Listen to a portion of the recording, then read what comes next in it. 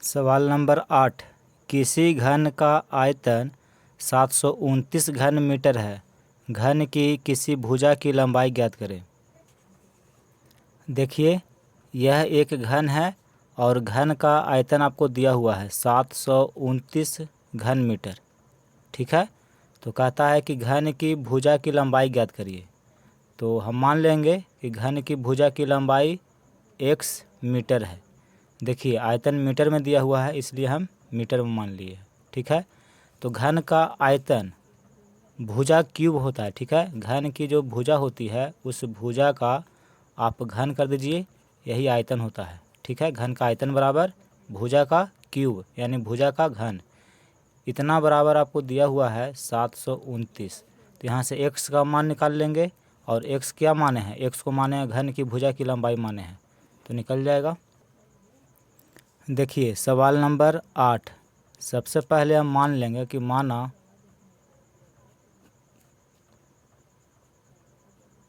घन की भुजा की लंबाई बराबर x मीटर। देखिए, यह एक घन है और घन की जो भुजा है इसकी लंबाई को हम मान लिए हैं कि x मीटर है। ठीक है,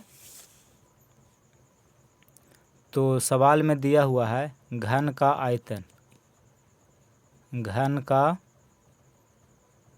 आयतन ये दिया हुआ है सवाल में 729 घन मीटर है।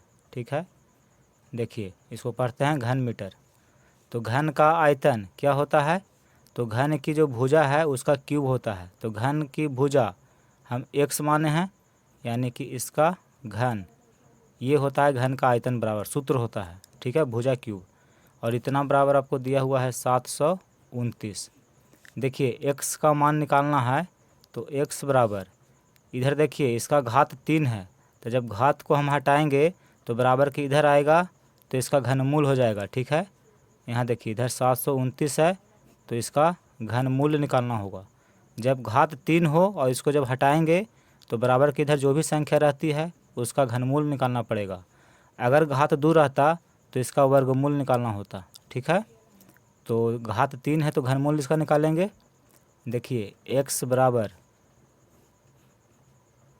घनमूल निकालने के लिए सबसे पहले जो संख्या रहता है उसका हम अभाज्य गुणनखंड करते हैं। तो यहाँ देखिए 729 का हम अभाज्य गुणनखंड किए हैं, तो गुणनखंड देखिए 3 आया है। 3 कितना बार आया है, तो 1 2 3 4 5 6 बार आया है। ठीक है, तो यहाँ पे लिखेंगे 3 गुना 3 गुना 3 गुना 3 गुना 3 गुना 3, 6 बार आया है तो 6 बार गुना कर दिए। अब देखिए घनमूल है तो 3 बार गुना के रूप में है, तो 1 3 घनमूल से बाहर निकल जाएगा, गुना फिर 3 बार गुना के रूप में है तो 1 3 को बाहर निकाल लेंगे, तो 3 तिया 9, यानी कि x का मान आ गया 9। x को क्या माने हैं, तो x को हम माने हैं घन की भुजा की लंबाई, और यही सवाल में आपको कहता है कि घन की भुजा की लंबाई निकालिए। तो यहाँ पे लिखेंगे कि अतः घन की भुजा की लंबाई 9 मीटर है। 9 मीटर है, ये उत्तर हो गया। सवाल नंबर 9। एक घनाकार लकड़ी के टुकड़े का आयतन 3375 घन मीटर है, तो घन की भुजा की लंबाई ज्ञात करें।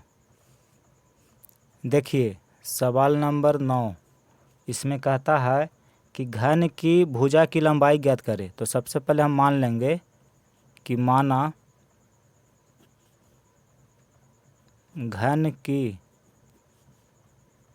भुजा की लंबाई बराबर x मीटर। आयतन आपको मीटर में दिया हुआ है, इसलिए हम लंबाई को मीटर में मानेंगे। ठीक है, तो घन की भुजा की लंबाई निकालनी है, तो हम मान लिए हैं कि घन की भुजा की लंबाई x मीटर है। देखिए, टुकड़े का आयतन दिया हुआ है, टुकड़ा कैसा है तो घनाकार है, यानी कि यहाँ पे लिखेंगे घनाकार लकड़ी के टुकड़े का आयतन ये दिया हुआ है 3375 घन मीटर है, ठीक है, घन मीटर। तो देखिए घनाकार लकड़ी के टुकड़े का आयतन क्या होगा, तो जो घन की भुजा है उस भुजा का घन के बराबर होगा। तो घन की भुजा की लंबाई को हम x माने हैं, यानी कि x का क्यूब, इतना बराबर आपको दिया हुआ है 3375, ठीक है, इतना घन मीटर। देखिए x का मान निकालना है, तो x बराबर, तो जब इधर से हम घन को हटाएंगे तो इधर आकर के इस संख्या का घनमूल हो जाता है, ठीक है। तो इधर आया तो 3375 का घनमूल हो गया। ये कॉन्सेप्ट है कि अगर आप घन को हटाते हैं तो बराबर के इधर आकर के जो संख्या रहेगी उसका घनमूल हो जाएगा। अगर यहाँ पे वर्ग होता, स्क्वायर होता, और स्क्वायर को आप हटाना चाहते हैं तो इधर इस संख्या का वर्गमूल हो जाएगा, ठीक है।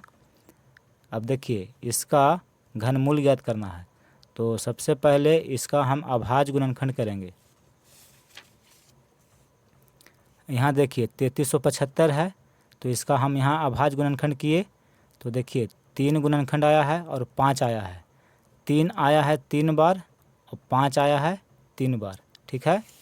तो इसके जगह पे लिखेंगे 3 गुना 3 गुना 3 गुना 5 गुना 5 गुना 5, ठीक है। इसको आप गुना करिएगा तो 3375 हो जाएगा। तो ये लिखिए चाहे ये लिखिए, दोनों में कोई अंतर नहीं है। देखिए इसका घनमूल ज्ञात करना है, 3 बार है गुना के रूप में तो घनमूल से 1 3 बाहर निकल जाएगा। 5 3 बार गुना के रूप में है तो 1 5 घनमूल से बाहर निकल गया, यानी कि x बराबर 3 5 15, x का मान 15 आ गया। और x को क्या माने हैं, घन की भुजा की लंबाई, और आपको यही निकालना है। तो यहाँ पे लिखेंगे कि अतः घन की भुजा की लंबाई 15 मीटर है, ठीक है। ये उत्तर हो गया। सवाल नंबर 10, एक पेटी में चाक के डिब्बे घन के रूप में रखे हैं। चाक मतलब जो ब्लैक बोर्ड पे आप चौक से लिखते हैं उसी को लिखा है, चाक लिखा है, ठीक है। तो वही लिखा है कि एक पेटी में चाक के डिब्बे घन के रूप में रखे हैं। यदि कुल डिब्बों की संख्या 2197 हो तो बताए प्रत्येक तह में डिब्बों की कितनी पंक्तियां हैं। तो देखिए प्रत्येक तह में डिब्बों की कुल पंक्तियां निकालने के लिए आपको इस संख्या का घनमूल निकालना होगा, क्योंकि देखिए चाक के डिब्बे किस रूप में रखा हुआ है, घन के रूप में रखा हुआ है, ठीक है। तो अगर घन के रूप में रखा हुआ है तो इस संख्या का घनमूल आप निकाल दीजिए, जो भी घनमूल आएगा इसका वही आंसर हो जाएगा। यानी कि प्रत्येक तह में डिब्बों की कुल कितनी पंक्तियां हैं, इसको निकालने के लिए इस संख्या का घनमूल निकालना होगा। सवाल नंबर 10, तो सबसे पहले मान लेंगे कि प्रत्येक तह में डिब्बों की कुल पंक्तियां, यही आपको कह रहा है निकालने के लिए सवाल में। तो कैसे निकलेगा, तो जो संख्या दिया हुआ है 2197, इसका घनमूल हम निकाल देंगे, ठीक है। देखिए घनमूल निकालने के लिए जो संख्या दिया हुआ रहता है उसका हम सबसे पहले अभाज्य गुणनखंड करते हैं। तो यहाँ देखिए 2197 संख्या आपको दिया हुआ है, तो इसका हम अभाज्य गुणनखंड यहाँ पे किए हैं। तो देखिए 13 गुणनखंड आया है, 3 बार आया है, ठीक है। तो इसके जगह पे हम लिखेंगे 13 गुना 13। देखिए 13 को 3 बार गुना करिएगा तो 2197 हो जाएगा। तो 2197 लिखिए चाहे 13 को 3 बार गुना के रूप में लिखिए, दोनों बराबर है। तो इसका घनमूल ज्ञात करना है। अब देखिए घनमूल के अंदर में 13 3 बार गुना के रूप में है, तो एक 13 घनमूल से बाहर निकल जाएगा, तो 13 आया, यानी कि प्रत्येक तह में डिब्बों की कुल पंक्तियाँ 13 है। तो अंत में यहाँ पे आप लिख दीजिएगा कि अतः प्रत्येक तह में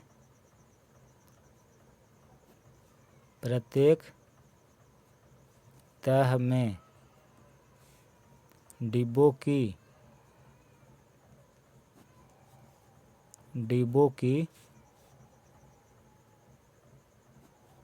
कुल पंक्तियाँ 13 है। ठीक है, ये उत्तर हो गया। सवाल नंबर 11, एक बक्सा में पत्थर की 42,875 गोलियां घन के रूप में रखी हैं। बक्से में गोलियों की कितनी तहें हैं? तो देखिए बक्से में गोलियों की कितनी तहें हैं, इसको निकालने के लिए आपको इस संख्या का घनमूल निकालना होगा। ठीक है, इस संख्या का जितना घनमूल आएगा वही आपका उत्तर होगा। देखिए क्योंकि गोलियां जो रखी गई है वो घन के रूप में रखी गई है। ठीक है, तो घन के रूप में है तो आपको इसका घनमूल निकालना होगा। ठीक है, देखिए सवाल नंबर 11 को हम सॉल्व करते हैं। यहाँ लिखेंगे कि बक्से में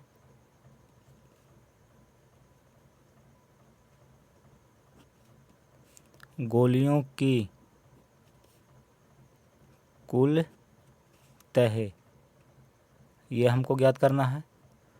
तो जितना आपको गोलियां दिया हुआ है, देखिए 42,875 इतना गोली है और इसको घन के रूप में रखा हुआ है, इसलिए हम क्या करेंगे कि इसका हम घनमूल निकाल देंगे। ठीक है, जो भी घनमूल आएगा वही बक्से में गोलियों की कुल तय होगा। देखिए 42,875, इसका पहले हम अभाज्य गुणनखंड करेंगे। तो देखिए 42,875 का हम अभाज्य गुणनखंड किए, तो इसमें गुणनखंड 5 आया है और 7 आया है। 5 आया है 3 बार और 7 आया है 3 बार, तो इसको गुणनफल के रूप में लिखेंगे। देखिए इसके जगह पे हम लिखेंगे 5 गुना 5 गुना 5, 7 गुना 7 गुना 7। ठीक है, घनमूल ज्ञात करना है। 5 3 बार गुना के रूप में है तो एक 5 बाहर निकल गया। 7 3 बार गुना के रूप में है तो एक बाहर निकल गया। 5 सते 35, यानी कि बक्से में गोलियों की कुल तह 35 है। ठीक है, तो यहाँ पे लिखेंगे कि अतः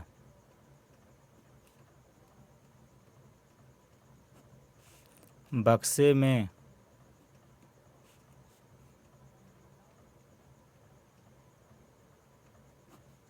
गोलियों की कुल तहें 35 है। ठीक है, ये उत्तर हो गया। सवाल नंबर 12, एक पेटी में सेव इस प्रकार रखे हैं कि प्रत्येक तह की हर पंक्ति में उतने सेव हैं जितनी उस तह में कुल पंक्तियां हैं।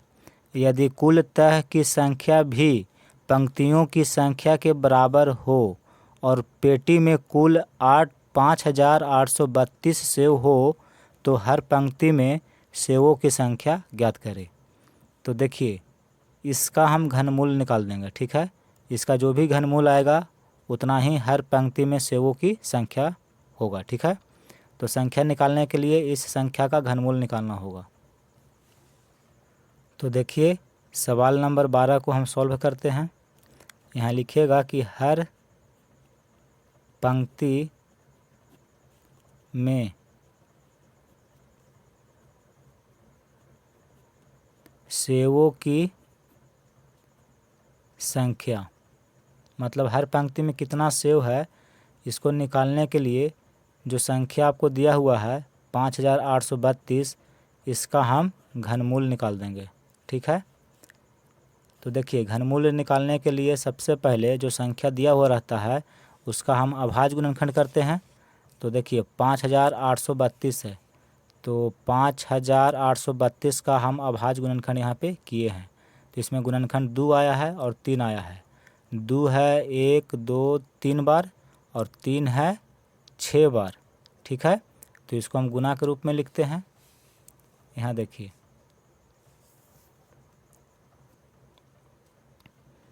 2 गुना 2 गुना 2, 3 गुना 3 गुना 3, 3 गुना 3 गुना 3। ठीक है, जो भी गुणनखंड है उसको हम यहाँ गुना के रूप में लिख लिए।